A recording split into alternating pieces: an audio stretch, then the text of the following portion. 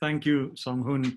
And thank you very much for organizing this and for moving us all into this, online virtual world so seamlessly, which means it's still possible for us to talk and to think together about linguistics. Of course, I look forward to the next time that we can do this over a cup of coffee or a pint of beer.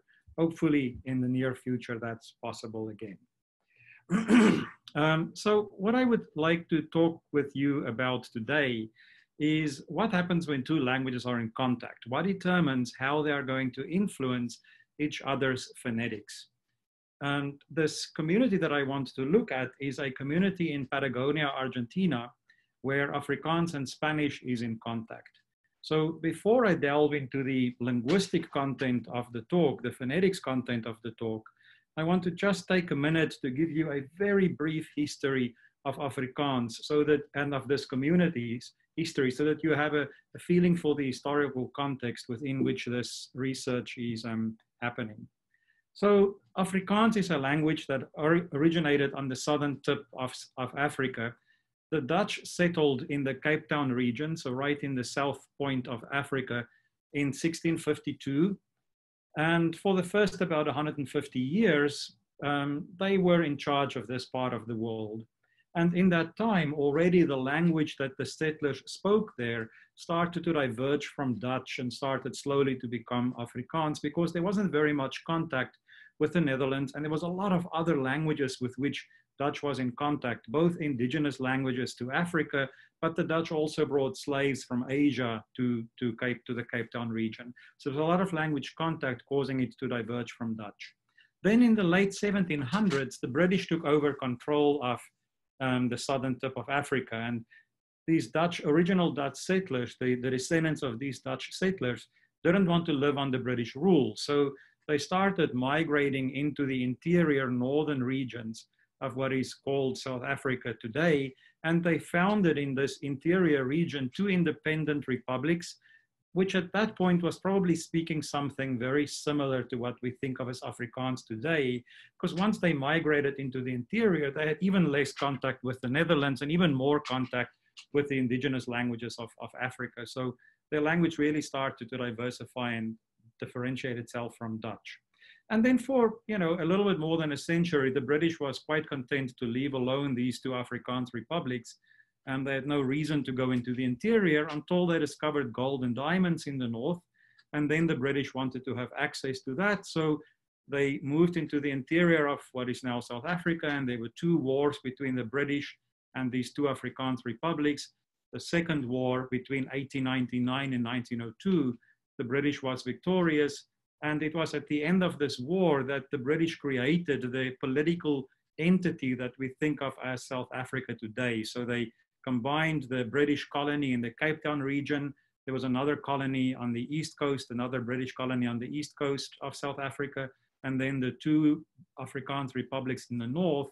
They combined them into one political union that is South Africa today. So some of the inhabitants of these two Afrikaans republics in the north didn't want to live under British rule, but unlike in the late 1700s, 1830s, they couldn't just move further north into Africa because north of them was already British territory. So there was nowhere else they could go in Africa. So instead, around 650 of them got on a boat, left South Africa, moved to South America and settled in the vicinity of the modern town of Comodoro Rivadavia on the coast. So it's right in the middle of the Patagonian region of Argentina. And it was a very isolated place when they settled there initially. It's in the middle of a desert. There were virtually no other people there. So they were a very isolated community. And what that meant is that they were functionally an Afrikaans monolingual community in the middle of the Patagonian desert in Argentina for about 50 years, from 1902 when they settled there until the early 1950s. In the mid-1950s, the Argentinian government started to do commercial oil drilling in this region, and that caused many, many Argentinians to move to this region of Patagonia. And very soon there were more Spanish speakers in Comodoro Rivadavia, this little town, than Afrikaans speakers. So in the 1950s, the shift from Afrikaans to Spanish started happening. So by that point, the community was several thousand big of virtually monolingual Afrikaans speakers, but very quickly they start shifting over to Afrikaans. So today, 120 years after original settlement and 60, 70 years after the Spaniards, the Spanish speakers moved in, Afrikaans is all but gone in this community. We've been doing field work there for the past 7, 8 years. And I think by now we have interviewed all of the remaining speakers of Afrikaans. There's probably less than 30, and they all tend to be old, typically in their 70s or 80s. All of them learned Afrikaans as their first language, and only by early teenage years started learning Spanish when they moved into town to go to school. So Afrikaans is their first language, but since early adulthood, when they moved into town, they've lived nearly exclusively in Spanish. So although Spanish is their second language, it has been the dominant language for them for 50, 60 years of their lives. And they actually now have fairly little opportunity to still speak any Afrikaans.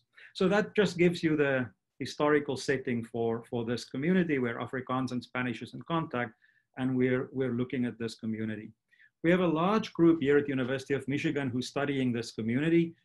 We have some linguists on the team. I'm in that part of the team. We also have anthropologists, historians, and cultural scholars who's looking at the cultural context situation in this community. So it's a big project with many people working on it. I'm going to talk today, obviously, about a tiny portion of the bigger linguistic component of this project. So let's then delve into the linguistic content of today's talk. And the question I want to ask is, when two languages are in contact with each other, what is going to influence the direction of, what's going to determine the direction of influence between the phonetic/phonological systems of these two languages? So here we have Spanish and Afrikaans in contact. What is going to determine whether Spanish is going to influence Afrikaans or Afrikaans is going to influence Spanish? Usually when that question is asked, it's asked by people studying language contact. And usually the answer given to that question depends on social factors, right? We look at things like age of acquisition, which language was acquired first, the setting of acquisition, was it in a formal classroom situation or in an embedded situation in a community, the language dominance relation, how proficient people are in the different languages, the social structure of the context situation, and so on and so forth. So usually the explanation for the direction of influence is given from a socio-linguistic standpoint. And in this project, you'll remember that we have a lot of people kind of on the anthropology history side. We're actually spending a lot of our time in this domain in the project, and there's fascinating things that one can say about this community by studying the socio-phonetics of the community, which is mostly what we're doing. But today I want to step away from the social side because this is a workshop on the phonetics-phonology interface. So I want to talk about how phonology might also play a role. So we know that usually the direction is explained in terms of some kind of social factor. And I'm simplifying greatly here, but if we look at the models of language contact that comes more from a formal grammatical perspective, usually they don't ask the question about the direction of influence. They just say, influence is happening. How can we model that influence? What is the nature of that influence? Without asking the direction in which the influence is happening. What I want to argue today is sometimes social factors can't explain the direction of influence, and we have to look at phonological grammar as maybe helping us understanding that. And that is particularly the case when we have, as I will show you in this community today, example of bidirectional influence. So for some phenomena in the phonetics, we have Afrikaans influencing Spanish, and for other phenomena, Spanish influencing Afrikaans. Obviously, we can't rely on social factors because it's the same speech community, it's the same speakers. So it's the same social setting. So if we have influence in both directions, we can't explain the different direction of the influence by relying on different social conditions. So I want to argue that maybe we can look at the phonological grammars of the languages and maybe they can help us. And specifically, what I will show you is we can look at the features, the phonological features that are involved in this cross-linguistic between language influence and ask how big is the functional load that that feature has in the phonological system of, say, Afrikaans. And if it has a high functional load, it's going to resist influence from Spanish because that feature plays a big role in the phonological system of Afrikaans. On the other hand, if it has a lower functional load, it might be more willing to give way to influence from the other language. And I will briefly also talk about a second factor that I'm calling here contextual consistency, for lack of a better word. And the idea here is if there is in the language a phonological process that applies to a specific sound always, every time that sound is found, the process applies. So the evidence for it is robustly present in the input that language learners get. That might resist influence from another language because there's a lot of robust evidence for that process. On the other hand, processes that are contextually limited, that only apply to a sound in specific contexts, there's variable evidence about whether that sound is affected by the process and therefore less robust evidence for it, and that might be more likely to give way to influence from the other language. Okay, so we're going to look at two examples of Afrikaans-Spanish contact. In the first one, we're going to look at vowel length, and this is an example where Afrikaans is being influenced by Spanish. So the vowel length difference in Afrikaans is reducing under the influence of Spanish. We're going to look at a second example of intervocalic stop lenition. This is a process that applies in Spanish, but not Afrikaans. And here we find that it is not the case that the Spanish lenition pattern is intruding into Afrikaans. So it's not the same as up here where Spanish is influencing Afrikaans. Here, Afrikaans is influencing the Spanish of these speakers. So they are leniting less when they speak Spanish, probably under influence of Afrikaans. So we have influence in both directions here. We can't explain it by the social setting because it's the same speakers, the same community.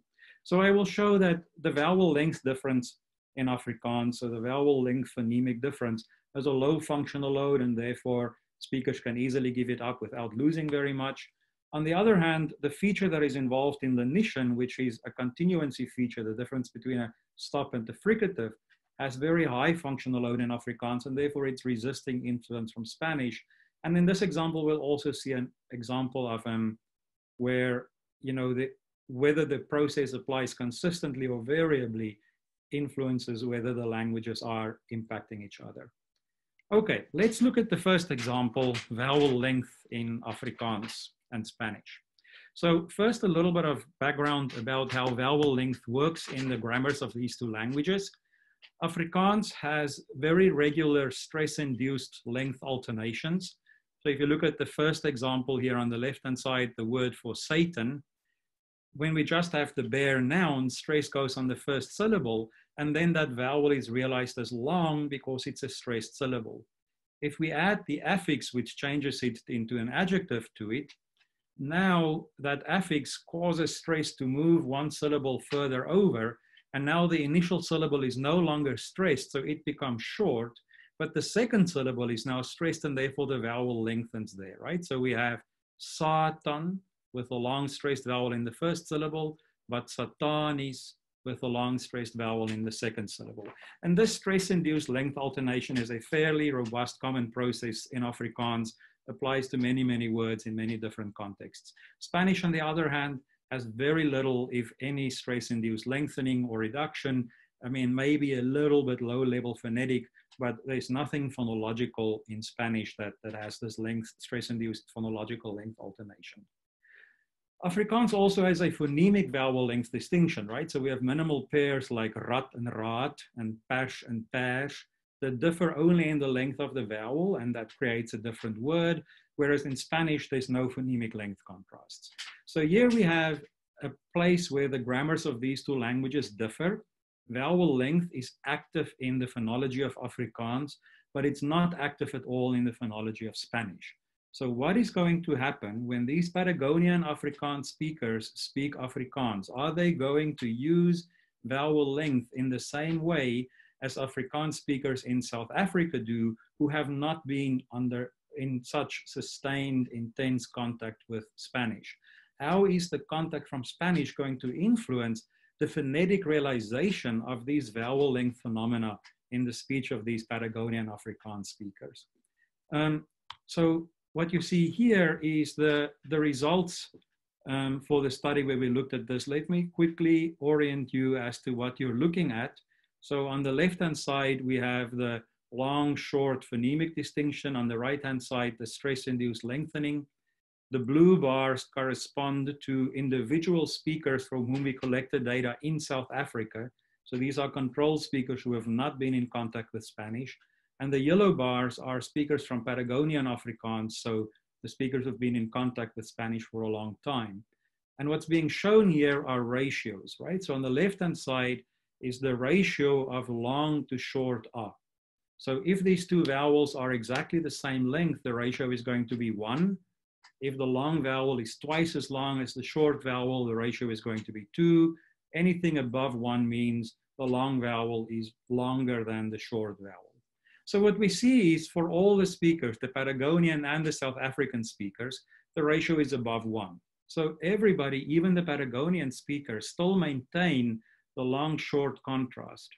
But we also see that on average, the ratio is smaller for the Patagonian speakers. The yellow bars are clustered towards the left, the shorter endpoint of the spectrum, meaning that they are still maintaining the contrast, but it's reduced in phonetic space, probably under influence of Spanish, where vowel length is not a part of the system. We see the same thing for the stressed to unstressed ratio. So again, everybody has values above 1, meaning even the Patagonian speakers have longer vowels in stressed and unstressed syllables. But again, we see that in general, for the Patagonian speakers, the ratio is closer to 1, meaning the difference between stressed and unstressed vowels is reduced for Patagonian Afrikaans. So they maintain the contrast, but the phonetic realization of that contrast is reduced in Patagonian Afrikaans. And our suspicion is that this is because of contact with Spanish. We see in Spanish, vowel length is not at all active in the phonology. These speakers have been speaking nearly exclusively Spanish for the past 50 or 60 years of their lives. So probably Spanish is starting to impact how they manipulate the vowel length feature even when they speak Afrikaans. And later we'll come back as to why this influence goes from Spanish to Afrikaans in this case. So let's look at our second example, which is looking at intervocalic lenition. It's a somewhat more involved example, so it will take us a little bit longer to get through this example. So what do I mean by intervocalic lenition? This is a process that is fairly common in all varieties of Spanish and definitely is observed robustly in Argentinian and in Patagonian Afrikaans.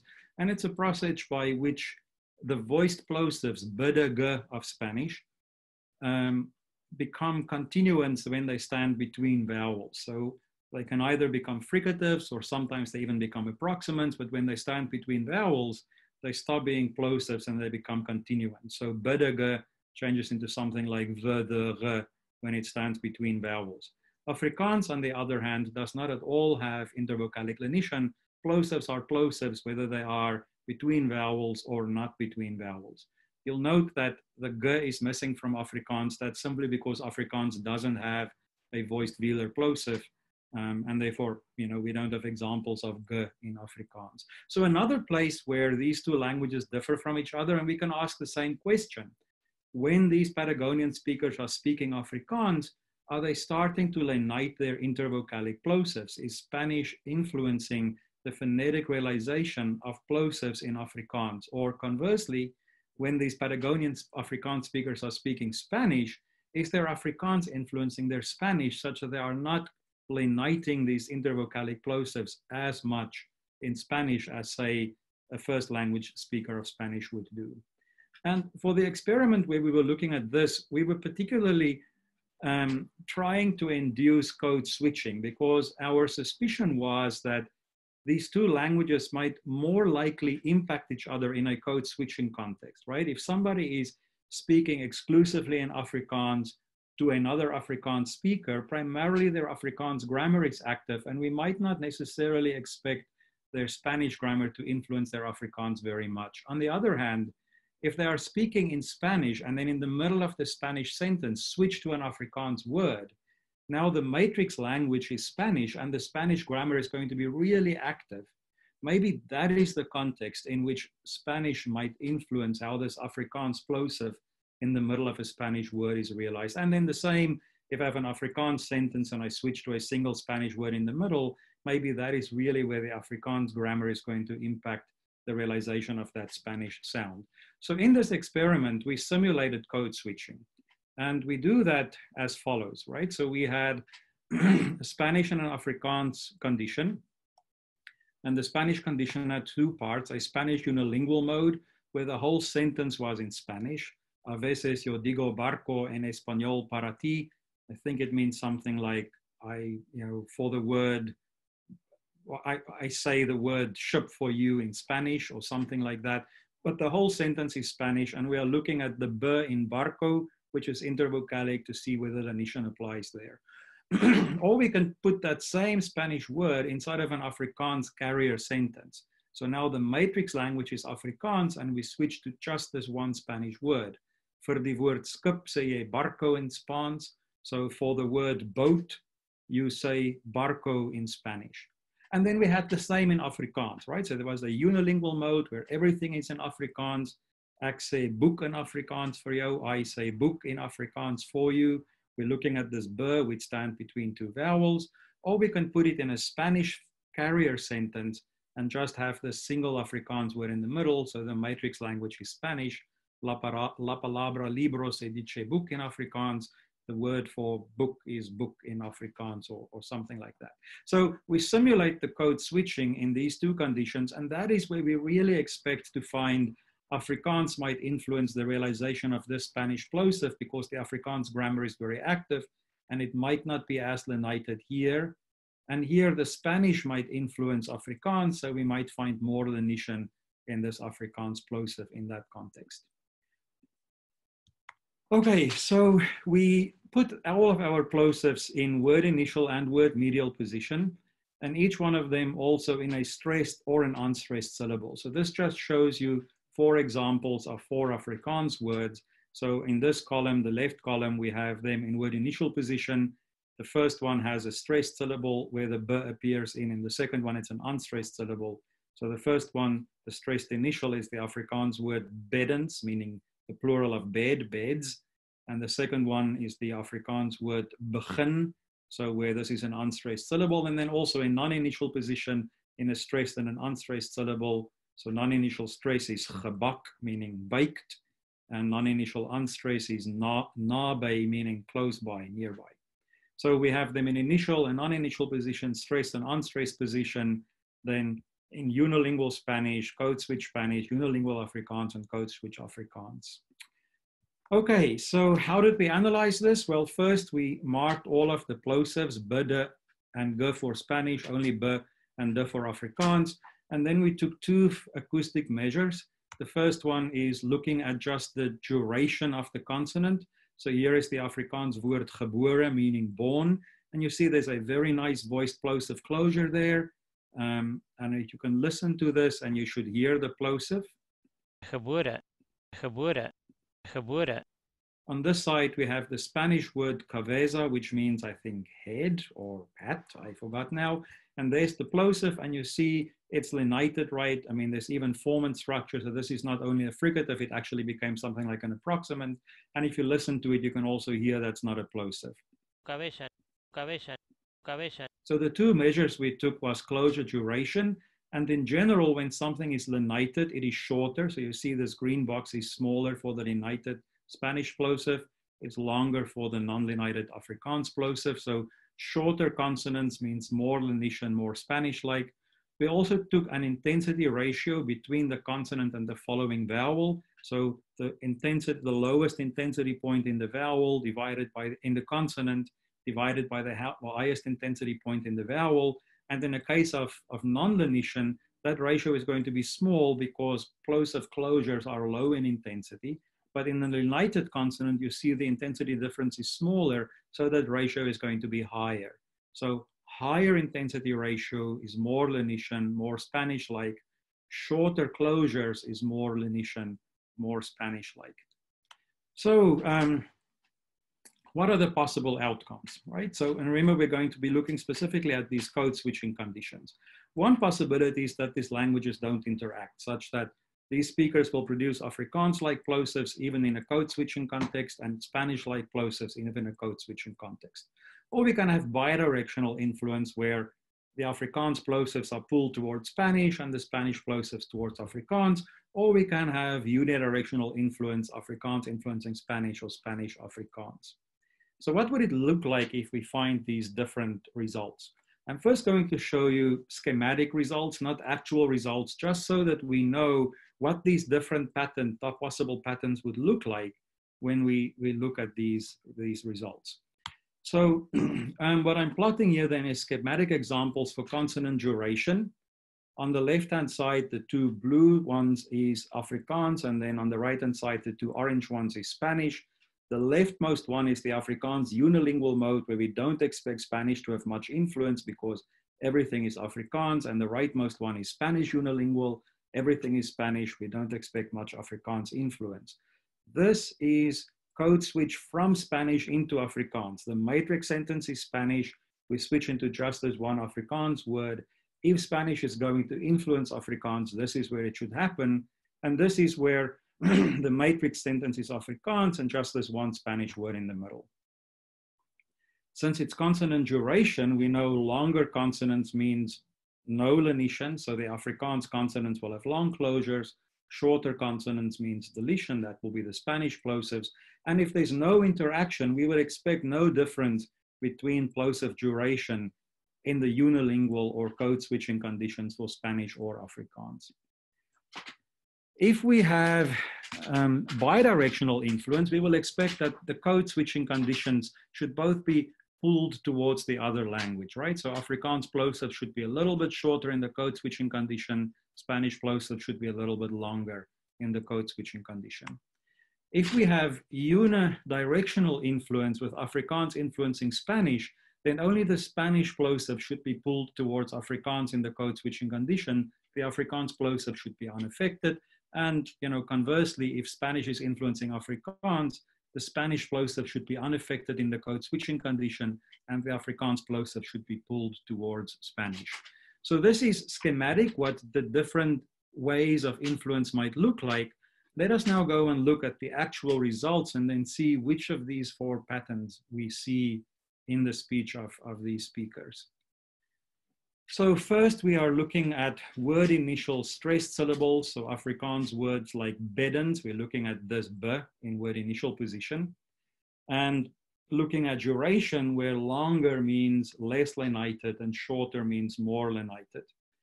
And if we run our statistical models on this, the only difference we find is between the Spanish unilingual mode and the other three. So what this tells us is Afrikaans is unaffected in the code switching condition. It's indistinguishable from the unilingual condition. The Spanish code switching condition is clearly closer to Afrikaans and statistically indistinguishable from Afrikaans. So this seems to be unidirectional influence of Afrikaans on Spanish. When they code switch from Afrikaans into Spanish, that Spanish plosive is no longer lenited as it is typically in Spanish, but when they code switch from Spanish into Afrikaans, they don't start leniting that plosive. So this is the duration results. Here is the intensity ratio results. And remember now, higher values means more lenition. So Spanish unilingual has the highest value. And again, statistically, the only difference is between Spanish unilingual and the other three. So again, no lenition of the Afrikaans plosive in the code switching context, and the Spanish plosive in the code switching context also is no longer lenited. So again, this is unidirectional influence of Afrikaans impacting Spanish. Spanish does not impact Afrikaans here. So that is word initial stressed position, word initial unstressed position.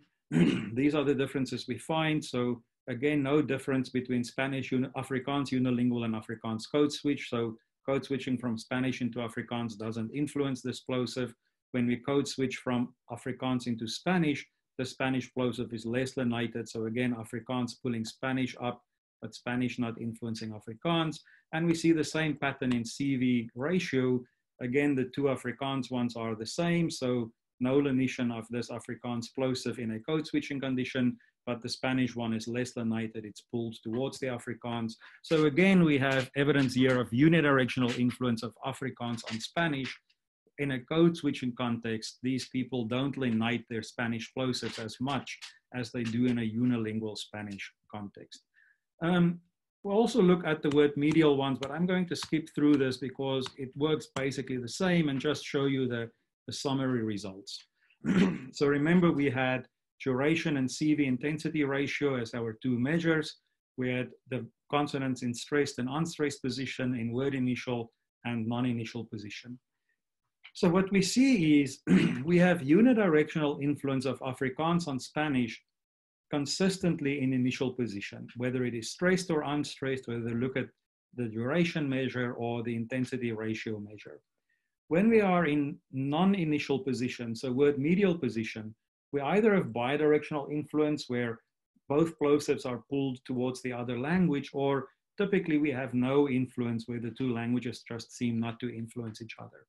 Crucially, what is absent is there's no example where Spanish is influencing Afrikaans, right? So in this case, we find primarily unidirectional influence from Afrikaans onto Spanish.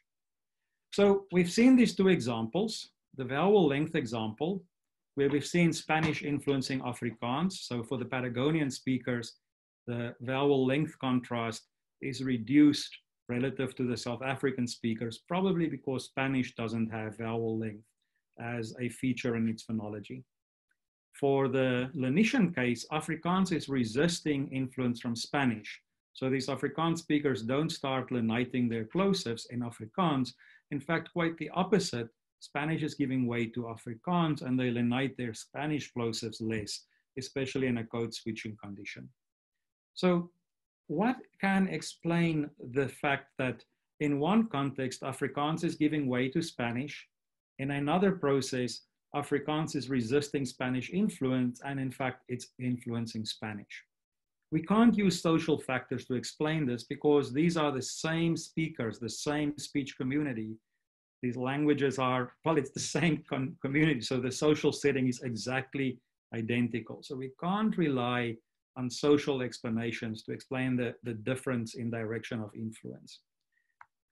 So what I want to argue is that we might have to look at the role that these features, namely vowel length and then continuancy for the Lenitian case, play in the grammars of these two languages. So let's first start with vowel length. And what I want to show you is that although vowel length is part of the Afrikaans phonological system, it actually isn't a very important feature in the system. It has fairly low functional load.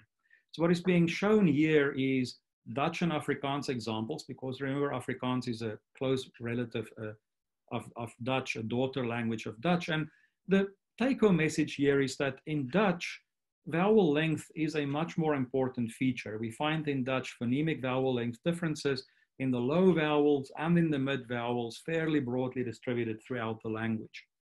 In Afrikaans, this vowel length contrast was only maintained for the low vowels. In the mid vowels, it's no longer a length contrast, but rather a quality contrast. So what used to be a vowel length contrast in Dutch changed in Afrikaans to a short vowel and a diphthong, right? So it's no longer just a short and a long vowel. So the word for dress in Afrikaans is rok, rok with a short o, but the word for smoke doesn't have a long o, it's rook. So it has this oe diphthong. So in the mid vowels, the length distinction is already gone in Afrikaans. It's only left for the low vowels. And when we look at words that are contrasted by low vowels in Afrikaans, there's a very small number of minimal pairs. And for those few minimal pairs that do exist, context will always disambiguate for the speaker which one of these two words you mean. So vowel length is part of the Afrikaans phonological system, but its functional load is very, very low in Afrikaans. And we know from work such as that by Andrew Wadle, which was mentioned by Christian in the first talk too, and Peter Graf in his MIT dissertation, we know that this is exactly the context in which languages historically lose contrasts. If a feature doesn't have very high functional load, then the contrast that is based on that feature is one that is more likely to be lost very frequently under pressure from contact with a language that doesn't use that feature. So it's not surprising that these Patagonian speakers are giving up on the vowel length distinction when they speak Afrikaans. It's just not that important in Afrikaans anymore. On the other hand, if we look at the feature involved in the lenition process, right? So the feature here is one of continuancy, because it's a change from a plosive to either a fricative or even an approximant, but it's a change in the feature continuant. So here you have the Afrikaans obstruent inventory, and you see that there's quite a robust role for continuancy in the obstruent inventory of Afrikaans. So we have voiced and voiceless, plosives and fricatives at the labial level. At the alveolar level, there's no longer a voiced fricative, but there's still a contrast. And at the velar level, we also have k and g, only the voiceless ones. But generally, continuancy is more important in the obstruent inventory than length is in the vowel inventory. Additionally, obstruents are some of the most common sounds in Afrikaans and probably in every language. So we also know, therefore, that this is going to have a higher functional load. There's many, many more words that have obstruents than words that have long and short low vowels. So there's a higher functional load for the feature continuancy in Afrikaans. And this might very well be why Afrikaans is resisting influence from Spanish. And in fact, we see the opposite. Afrikaans is intruding on Spanish, probably because continuancy doesn't have such a high functional load in Spanish, because there's this process that changes it phonologically, meaning it doesn't really express contrast, because the same sound can be realized as a plosive or a continuant in Spanish. In this case, we also have one example of where we can see that Afrikaans is influencing Spanish extensively in word initial position, but in non-initial position, there's very little evidence of Afrikaans influencing Spanish. Maybe in this one cell where there's bidirectional influence, but Spanish is also influencing Afrikaans there. So there's not really Afrikaans dominance there. And in general, in non-initial position, there's just not much going on. So what explains the difference between Afrikaans influencing Spanish in word initial position, but not in word medial position? This, I think, has to do less with functional load and more with the fact that in Spanish, lenition consistently applies in word medial position. So when these Afrikaans speakers are learning Spanish, every word medial intervocalic plosive they hear is lenited. But that's not the case in word initial position. Plosives don't always lenite in word initial position. So there's consistency of evidence for lenition in word medial position, and therefore Spanish is going to resist Afrikaans influence there. There's less consistency in word initial position. So why this difference in consistency? Well, this is a simplified version of the lenition rule for Spanish. So a non-continuant, a plosive, becomes a continuant when it stands between two vowels. And in word medial position, the plosive is always going to be between two vowels. Well, it's really in morpheme internal position, right? Because in the morpheme, the preceding and following vowel is always there because they're part and parcel of the morpheme. So the context for lenition is always met and it always applies.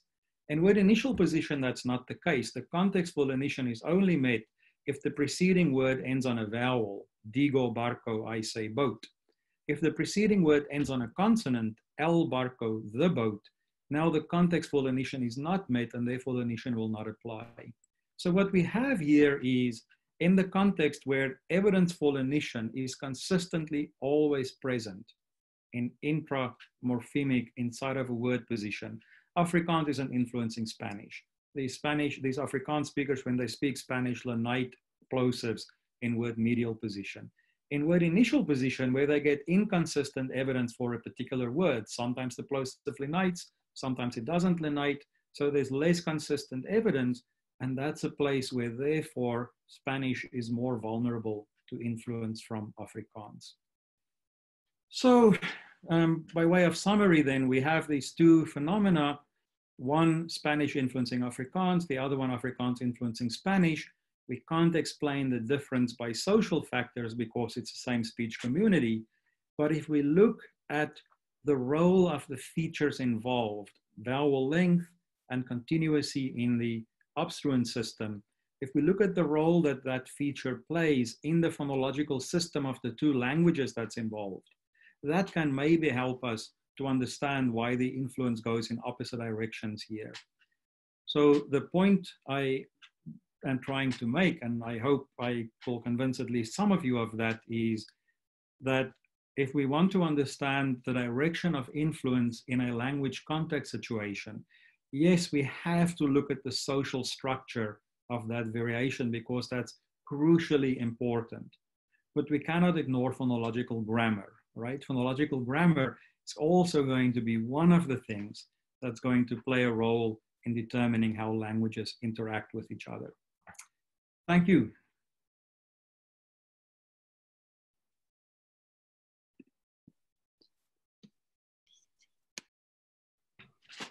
Thank you. Just a second. Yeah, we have some questions. So yeah, Yoriko will announce the name of the person. Please, as I said, please identify yourself one more time, even though Yoriko announces your name. And if you don't mind, please have your video on while you're asking the question.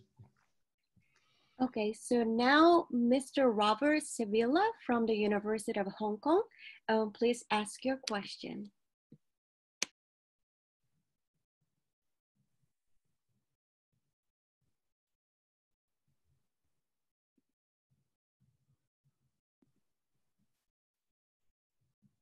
Nothing from him. Is he muted?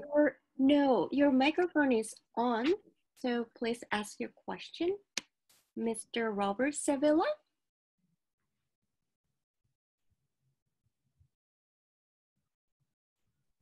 Nope.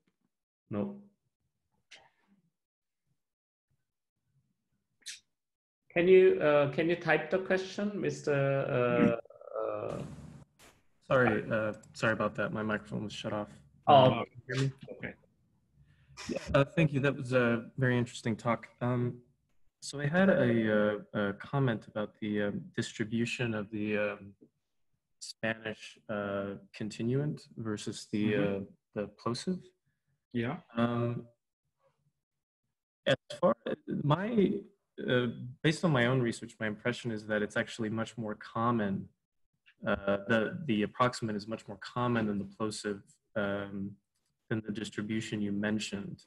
So you say, I believe, that in Spanish, there is no lenition in word initial position. My sources that I've consulted on the matter state that the fully voiced plosive is only found in utterance initial and after nasals. Yeah. So that the alternation actually crosses word boundaries. Yeah. No, the alternation definitely crosses word boundaries. So it's not that it doesn't happen in word initial position. It happens in word initial position when the previous word ends in a vowel. But if the previous word ends in a consonant, which in Spanish can mostly be nasals, sometimes liquids, then the context for lenition is not met, or if it's an utterance initial position, it's not met. So it does apply in word initial position, but not always. It only applies when the context is met. It always applies in word medial position because there the context is always present. It's part of the morpheme. Right. Okay. Mm-hmm. So I guess I just misunderstood the distribution there. Okay. It is still true, the claim that you made about how it is more common to see the continuant in any case. Thank you. Okay, thank you. Okay, now next, Professor DiCanio, please ask your question. Thank you, Andries. Very interesting talk. I have sort of one comment and then a question. I'll try to be brief. The comment is, there's another language where vowel length ends up having a fairly low functional load, and that is Thai. Actually, there's this research looking at Thai production in looking at the influence of prosody on the production of Thai words. And the finding is actually that when it's not in an utterance final position, Thai long and short vowel contrasts essentially almost neutralize.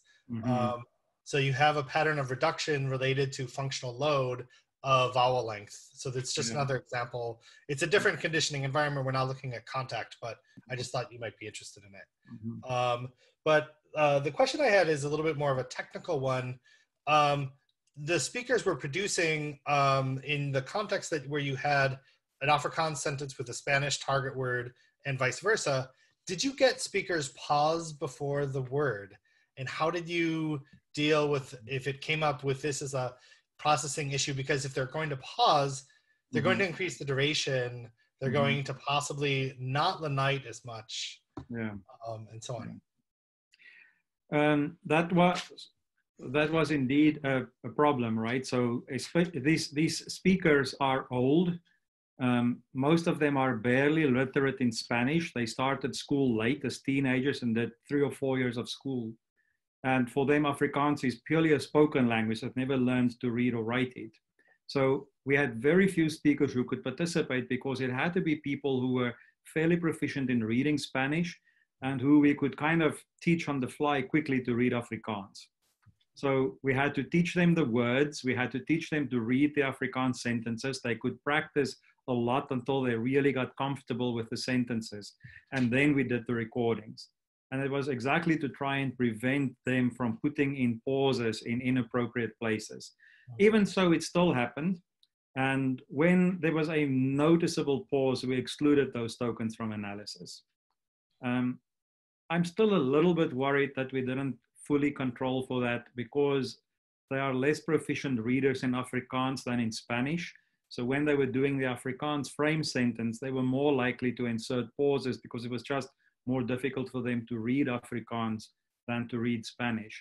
So yes, it's a confounding factor that we tried our best to control for it. The vowel length thing that you mentioned, I mean, there's another twist to that story. There's 2 main socio-ethnic varieties of Afrikaans spoken in South Africa, so-called white Afrikaans spoken by people like me of European descent. And then there's a variety of Afrikaans that we call colored Afrikaans, spoken typically by people of mixed racial descent. So some European, some African, some Asian. So those early slave contacts that happened in the Cape region. And in so-called colored Afrikaans, the vowel length distinction is highly unstable and nearly completely gone. And I think it's an independent development from what happened in Patagonia. I think it's just also falling out of use in that speech community.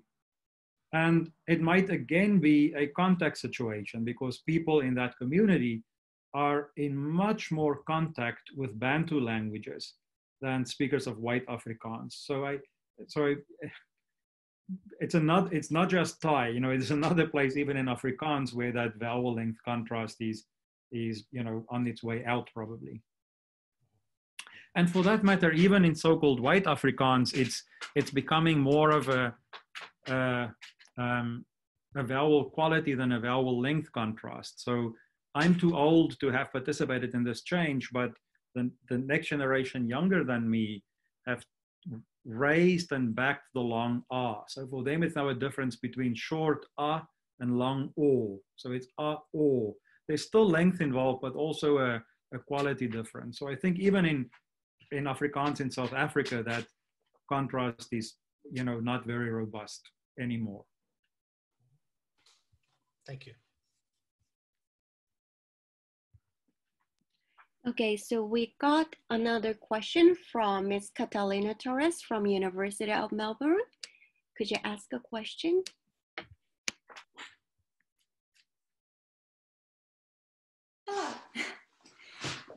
Thanks a lot for that presentation. I really, really liked it. And I was wondering, so you're explaining influence from two directions.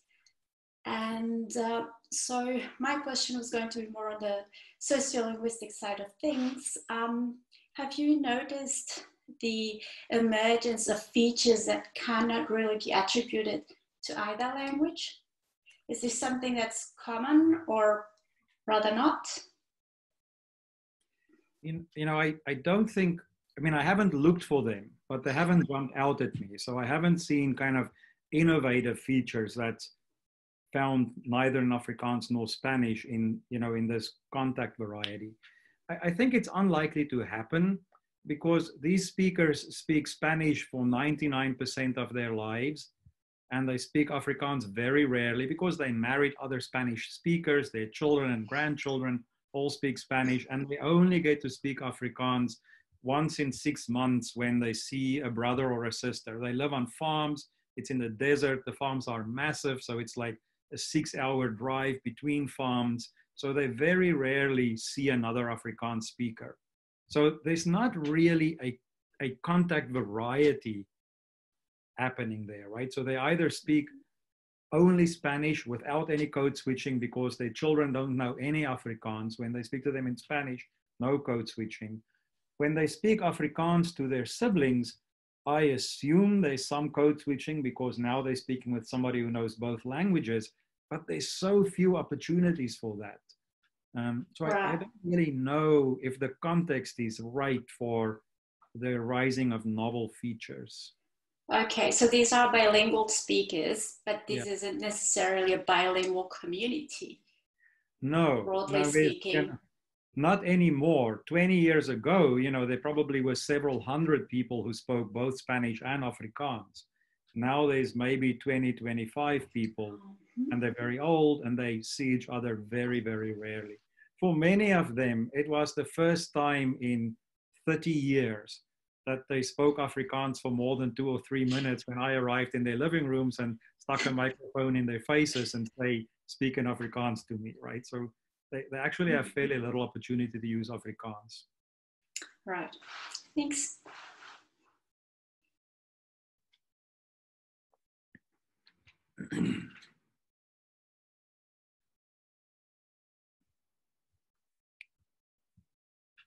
I should unmute. Let's have one more question from Chan Pik Yu Mai. I think Yoriko can, is that the right person? Yeah. Yes, that's right. Yeah. Now her microphone is on. Thank you. Thank you. I have a kind of a stupid question. I was wondering, how do you know that it's the influence from Afrikaans is due to like language contact as opposed to simply O2 phonology? Well, first of all, there's no stupid questions. That's actually a very difficult question. I don't know how to answer that, right? And I think in a way we are 20 or 30 years too late to really ask those kinds of questions in this community. There are just too few speakers left. More than half of them are in their 80s and 90s. They're not very strong speakers anymore. So I think we just can't, I wish I was there in 2000 rather than 2018. So it's a difficult question and an important question, but I can't answer it. Right, thanks. I mean, what we also don't know, and I know Seunghun wants to move on, so let me just answer this. We're making this assumption that these things that we're seeing happening in their Afrikaans or their Spanish, but let's focus on the Afrikaans, say like the vowel length distinction that's reducing. We're making the assumption that it's under influence of Spanish. It might also just be an internal development in their Afrikaans, right? We can't know that. There's much here that we are kind of saying by a preponderance of evidence, this seems to be the most likely explanation. Okay, thank you.